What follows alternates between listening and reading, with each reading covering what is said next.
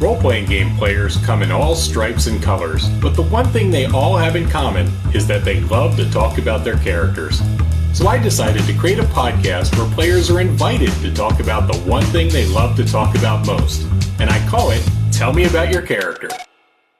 This episode, Jaye Foster is going to tell us about his favorite character from D20 Star Wars, who is a space frog with a grenade fetish. And that's pretty much the most awesome thing I have said out loud today. Good morning. Oh, didn't look like we were connecting there for a minute. Yeah, I pushed the wrong button. I went to move the camera. Why don't we start with you? Tell me a little about you. Tell me about how you got interested in role-playing games. Yeah, how did I get interested in role-playing games? The very first role-playing game I actually played pen and paper was something called the Morrow Project, which a friend of mine ran a one-shot of. I don't know how famous it is, anyone else knows it, but the basic premise was just you were a group of soldiers who wake up from cybersleep. It's the distant future. Try and go and rebuild society. And I didn't really get into it at the time. The guy who was running it wasn't the most descriptive or emotive GM. So I just kind of played it like I would a computer game. It's like, oh, here's my stats sheet. Here's the objectives. And I just ran through it. Mm-hmm. I got back into it a bit later when a group of friends of mine from the student cinema at my uni basically put together a Star Wars group. And that game is still running. We've lost a couple people here and there. Our original GM has moved on, so we're taking it in turn. But that game is still running. And after a few fits and starts of working out characters, I just kind of got into it. And it became more else a way of keeping in touch with friends because we all moved on after uni. And then we were just regularly meeting up and then regularly gaming online, the rest of it. So that was how I really first got into it. And then I really started getting into it on a more regular basis when back at uni for my PhD, I was doing, a friend of mine ran a campaign of Aberrant, the White Wolf superheroes game. And then I went to my first convention, which is IndieCon down in Christchurch in the UK. And that's when I suddenly went from having played like 4 or maybe 5 systems, I suddenly went to a convention and played 9 different systems across a weekend. And that's when I really started getting into it. And that's when I met Chris Tregenza, who's the owner and editor and publisher of 66 Fireball, for who I now write for. I blog for his website, and the Age of Legends game was recently kickstarted and put out. Right. So yeah, it's taken 10 or so years for me to get to the point where I'm just gaming is a really big part of my life. But it's just one of those things I've just gradually got more and more interested as times go on. I'm a nerd and a geek, so I'm always going to be interested in the problem-solving aspect of it. It's like, I've got this many spells, he's got this much armor. As time has gone on, I've got very much more into the storytelling and about characterization and telling good stories and understanding how a good story works and investment in characters and drama and that kind of thing. So that's how I've kind of got really involved in it. I've gone very much more what's the indie narrative story gaming end of it rather than the trad stuff. You have a favorite system right now? Favorite system. The thing I played the most recently is a game called Melandros, which is by a guy I game with in Hong Kong, which is based on the drama system. But I think it's Robin Laws. Okay, yeah. And that's set in Rio de Janeiro, just like months or just a year or so before the end of the Empire of Brazil. So it's a period of history I know very, very little about. Yeah, and it's a very, very good game. Because it's a very narrative game. Because the drama system just really gets out of the way. It's kind of like, here are 2 characters, you're in a scene, you both want something from each other, role play the argument. Yeah, it's very talky. Yeah, it's very talky. So that's the game I've been playing a lot recently. We've got a gaming group going on here in Hong Kong, one of several. And we basically rotate almost every week what we're playing. So we change a lot. So do you have a favorite character that you played? Yeah, I've got a couple.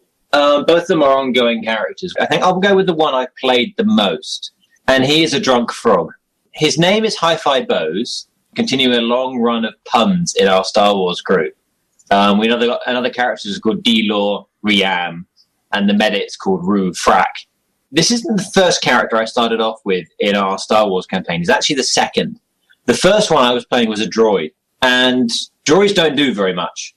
They tend to be very emotionless. Unless you're playing a droid that's like R2-D2's kind of age. He's got an awful lot of personality because no one's ever mind-wiped him. Whereas the droid I was playing was almost fresh off the assembly line, protocol droid. So I was fundamentally useless. and it had no character. So this was what I've coined the phrase Zeroth character.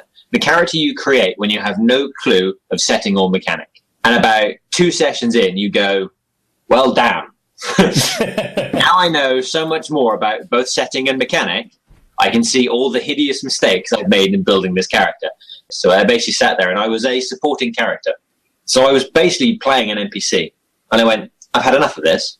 And I went, all right, let's create a character, but let's start, having done so much more role-playing and interviewing, let's create an actual character I'm interested in playing. And I rolled randomly, and I ended up with a gungan. And I thought, all right, well, let's grab him. And then I picked a scout from the class, because it's Star Wars D20. So I went, all right, gungan scout. For some, I don't know why I named it, but I just put together a quick backstory as to why he would be loitering around in the rim or the mid-core between episodes 3 and 4, because that's when it's set, were the progenitors of the rebellion. And he's been exiled off Naboo because basically he got involved in investigating corruption on Naboo, because he's a Mountie, essentially. Because I went, oh, scouts, what do they do? And I read the backstory. So this guy's basically a Mountie. He goes off into the ridiculous wilds and hunts criminals. So I made him a law officer. And he basically encounters corruption and they get kicked off the planet. And that kind of breaks him, because part of his character was the rule of law. And suddenly when he's tried to actually enforce the law, he's been essentially exiled and kicked off the planet because he got too close to the politics. And that basically turns him to drink and hard drugs. So he basically goes around drunk a lot of the time because he's always got a hip flask. He's always slugging whiskey. He speaks in a weird mashup of my approximation of a southern accent and the Gungan speech phrases that Jar Jar uses. So immediately, y'all should be watching out for your backs. That kind of real bollocks. So it's much, much easier to type because I can just type out what I want to say in English and then mash it through the Gungan and then mash it through awful stereotypic Southern American filter. So all the G's get dropped with apostrophes, there's lots of all random pronunciation. So at times it becomes almost impossible to read. And then, of course, he slurs a lot of the time because he's drunk. I mean, just little things added up to make him different. So he uses a single very heavily modded blaster pistol. So he's got the Dirty Harry, enormous, great big Magnum characteristic to him. He's different from the rest of the group in that he carries grenades and the rest of them don't tend to. He just literally I made a deal with the GM. I can have any grenade I want as long as I have to roll for it to pick it randomly out of my coat. A code of grenade holding. Yeah, basically. So I stick my hand in a pocket, come out, and I roll on the table of the equipment manuals, and what grenade is it? And sometimes it's really useful. Iron grenade for droids. Wonderful. That's a Glock grenade. That's just going to make them sticky. Fine, I'll throw it anyway. Well, he isn't there. He's drunk. He's being shot at, so he's going to throw stuff. So in some way, shape, or form, he has a lot of conflict with the rest of the characters. The medic character, as played by my brother, doesn't get on with the character who has essentially self-destructive medicinal tendencies. He's drinking himself and drugging himself to death. So the medic doesn't like that very much. Our Jedi Counselor isn't very pleased with his rather cavalier attitude to other people's lives. It's kind of like, no, this guy used to be a law officer, and now he has absolutely no problem with beating the hell out of a suspect. So I just found, unlike my previous character, who was fundamentally passive, this is a character who is deliberately designed for getting a character's faces. He's not only is he fun to play, but I feel like I'm getting more out of the game from this guy. Because you're more active. Very much so. Rather than saying, well, what do you want my droid to do? Hi-Fi cracks jokes. He does dumb stuff. He doesn't plan ahead. So while he is, like, his approach to the lore is very much Death Wish or Dirty Harry, his approach to planning is very much more Mal from Serenity. Weird things happen to this guy, and he just kind of gets around it. There's not a great deal of planning and concentration that goes on with this guy. It's very much a case of, I've just tagged along in this rebellion because vaguely I get to shoot people in authority. At no point is he ever really an instigator of a plan, but he is always an instigator of trouble. Yeah, the most recent long campaign, secret running, there are rebel groups being fighting up against an organization called itself the Family, and they're essentially a load of clones. So they're all identical. So spotting them is quite easy because there's only like 9 or 10 base variations.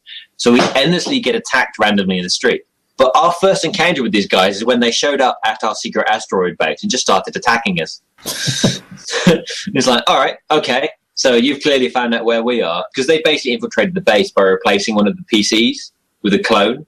So we keep finding copies of one of our player characters wandering around trying to kill us now as well. Nice. And it just got to the point of where we were all in the hangar bay of our base, having just fought off the infiltrators. And they were just saying, well, we're going to send a boarding party now. And I remember my character just turning around in and out of character, turning around the rest of them going, famous last stand. And everyone just kind of went, yeah. So we did basically just a case of like, we all dashed off to the armory, grabbed as many weapons as we possibly could, and piled back in the hangar bay. Just like, no, you are not having our stuff. We have stolen all of this fair and square. You are not stealing it back off us. Because for our role-playing group, plan A is for acquire. So whenever we see anything that might be of any use to us, it gets stolen, and the entire adventure ends up getting twisted around acquiring said spaceship or said piece of equipment or said ancient artifact for our own particular uses. But plan A for acquire came back to bite us in one of our more classic sequences when a few episodes later we were encountered a flagship of the family, and it docked onto us in an attempt to board us. And most people would say, all right, well, let's just kind of take up a position where we will defend the ship from this. My character's response, and which everyone else agreed with, was to counterboard. Because plan A is for acquire. That's a really large capital ship. We don't have one of those yet. So it came across and docked onto the top of our ship. And our response was, well, they're clearly intending to come back down on here, so let's give them a warm welcome by counterattacking up the docking tube. Because my character is drunk, the basic ruling is he has access to none of his skill points. So he's only got his base core stats. We basically make a decision at the start of any session, how much has he had to drink? And at this occasion, he was rat-arsed. We get to the boarding tube, or the docking area, and we go, right, stun grenade. I fish out several grenades until I get my stun grenade, and throw it up the tube. And of course, roll hideously. In fact, I actually botched. So the grenade goes up the docking tube, doesn't arc, so it comes straight up, and straight back down again, and lands at our feet. And immediately gives us all a massive blast of stun damage. We're all just going, well, that went really, really well. But for my character, who is now drunk and ion stunned, goes, fine, it's fine, and charges up the ladder. Now, it is very fortunate that my character has, basically, his stats are all based on his constitution. So I have a constitution of 18 or more, which is really high for a Star Wars character. And I've got over 100 hit, 100 vitality before I get to wound. So I can actually withstand a shot from a space gun and not die. And he gets out of the top of the thing, and then I get shot for 91 points of damage. Ouch. Which leaves me only with 10 vitality left. So I basically come up, and I do exactly the same thing as the grenade does. Comes up, gets shot, and then falls back down the bottom of the tube, at which point he turns to his companion and goes, maybe not the best idea. But it takes us another quarter of an hour of looking at the numbers and arguing in and out of character before we decide that, well, maybe we should just try and undock. Because it's just, with our group just has a very, very gung-ho kind of attitude. So we just bimble around the galaxy blowing up Imperial installations, whether or not they deserve it or not. So we just have an awful lot of fun with just causing mindless havoc. I honestly look forward to you posting about how Hi-Fi bites it.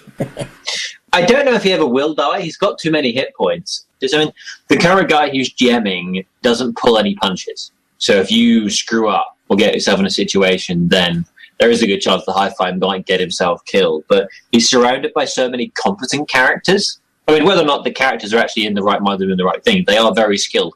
I don't doubt his inglorious end is going to happen soon. But part of the problem with that is why it would make for an epic story. I'm enjoying playing him so much that I don't want the character to die. Not yet. Because he is good fun. Yeah.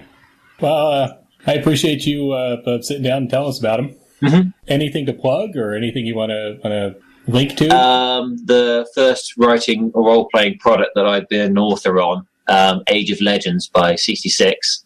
If you're following Chris Jagenza on G+ at all, you've seen him putting up all of the artwork that's been going on for that. So that should be coming out, hopefully, end of this month, middle of next month. You should start seeing the initial releases going out for the PDFs, Kickstarters, and things should start arriving soon. But it is, of course, available for sale on the 66 website, where you will find my blog, where I talk about, I basically write about adventure seeds for games. So if you're ever find yourself in a situation where you're really struggling for an idea, check out the 66 blog, and you'll find at least a couple dozen worth of just random adventure ideas that are not system specific. Fun. Okay, Jay, well, again, I appreciate your time.